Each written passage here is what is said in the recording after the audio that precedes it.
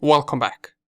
In this video, we're going to take a look at two more examples of HTML injection. And with this, we're going to finish off with this vulnerability.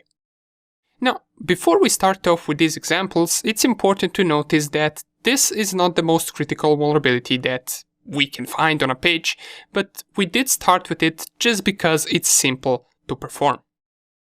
The effect that it can have is, well, with HTML injection, you can pretty much change anything on the page. You can change the HTML code, you can make it redirect to a different page that we saw an example in the previous video. So what you can, for example, do is you can create a fake page that looks exactly like the page that you're testing. You can add a form, perhaps a login form there, and then you can redirect the real page to the fake page that looks exactly the same, and the user that gets redirected won't really notice anything. They might type their information such as usernames and passwords on the fake page, and you would be able to get all of that. And that is the power of HTML injection, because a regular user won't really see the difference between a real page and a fake page. Nonetheless, enough of talking, let's get straight into these two examples. So the first one that I want to show you is once again under the injection, and then let's go HTML via DOM injection. And let's select HTML5 storage. Here we do have some web storage. And if we type something in these user input fields and click on add, it will get reflected on this table that we can see on this page. Now, there are a few things that we might notice right here. There are a couple of things reflecting. We have our test getting reflected here and here. We also get test getting reflected here, but we also get our user agent field getting reflected here. Now, we will not be injecting this because we already saw an example of injecting the user agent field. It would probably work and we could probably reflect our HTML code right here. But let's give it a try under these two tabs. So the first thing that we will notice is that if we turn on the intercept and we type something in,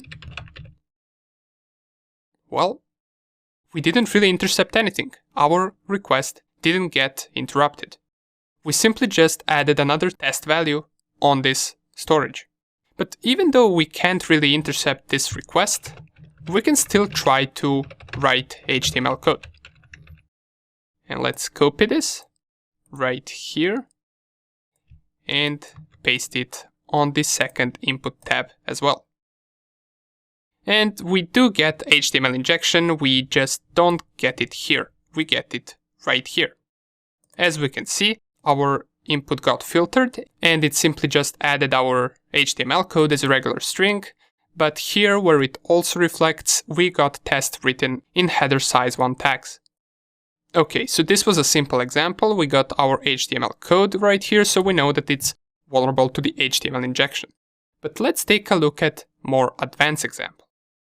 To navigate to that more advanced example, even that one is rather easy. We can go to the injection and let's go, for example, to the first one and let's go to this one, those back buttons. Click on that. Oops, we still have intercept on. Let's turn it off.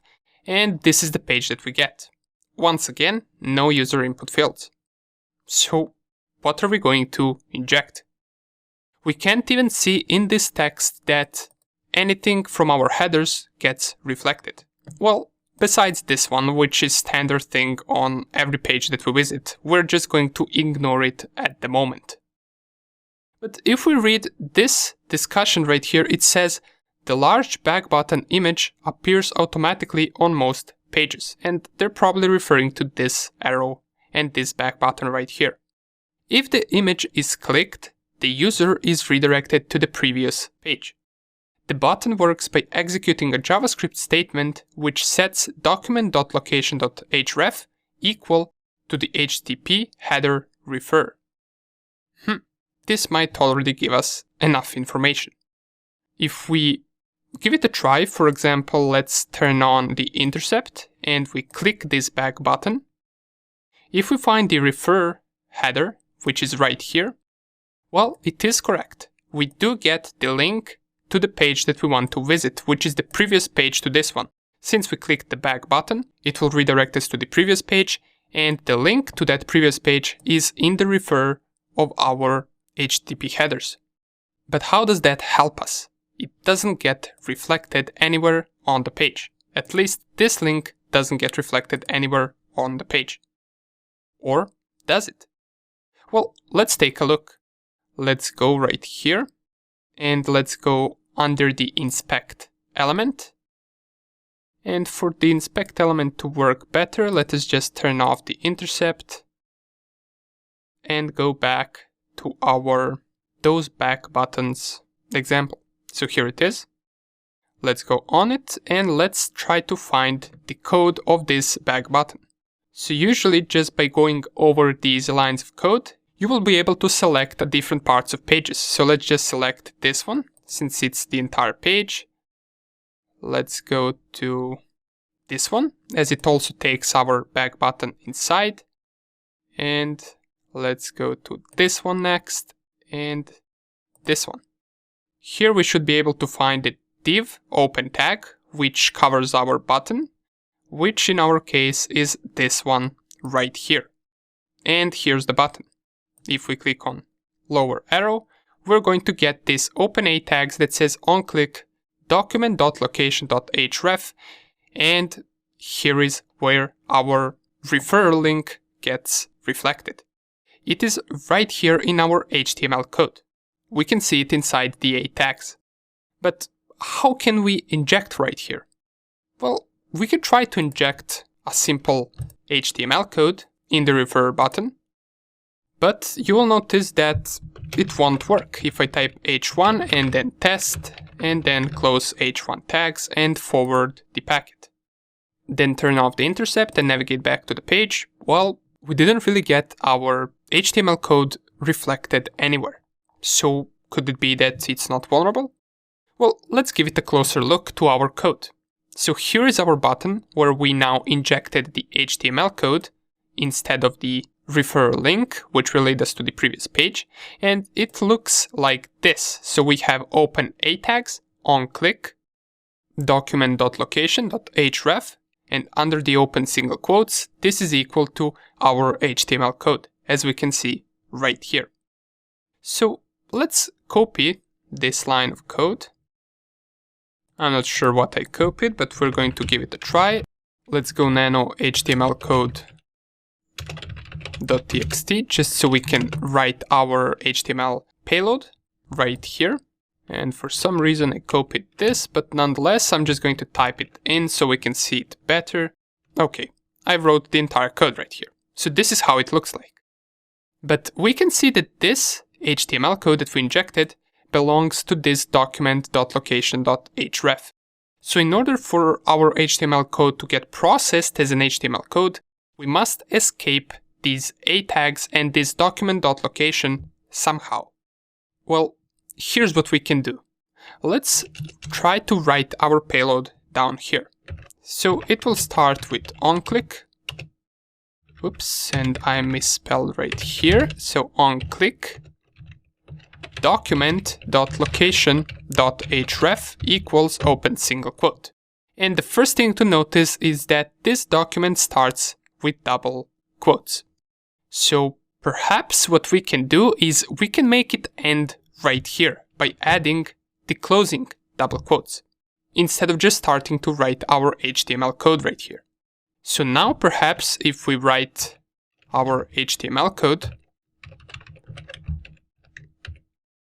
it would look something like this, right? So our document.location should end right here, but we still got our HTML code between the A tags. So what we can do is we can also close the A tags right here. After the double quote that we injected, we can type closing tags that we have right here and closing A tags. Now, you might notice some similarities because we pretty much just moved this entire part of characters right before our HTML code. As you can see right here, here was it before, and now we have it here. So we're essentially making this open A tags with the document location end sooner. And as soon as it ends with this line, we are moving on to our next line of HTML code that we are injecting. So our final payload will look something like this. We want to inject this into the page. Open h1 tags. This is our payload. Let's see if it works. So if we copy it, go back to the page, turn on the intercept, we can lower this, refresh the page, and under the refer, we don't really need to remove this link. We can just append our payload straight at the end of the link. So let's go paste, and here it is. We got double quotes, close tags, close A tags, open header1 tags, we wrote test, and we closed header1 tags. Let's forward this packet and turn off the intercept, and we go back. Here is our HTML code getting reflected on the page. We successfully performed HTML injection that we couldn't get to work at the beginning. And this right here is the leftover code that we pretty much cut off once we injected our HTML code.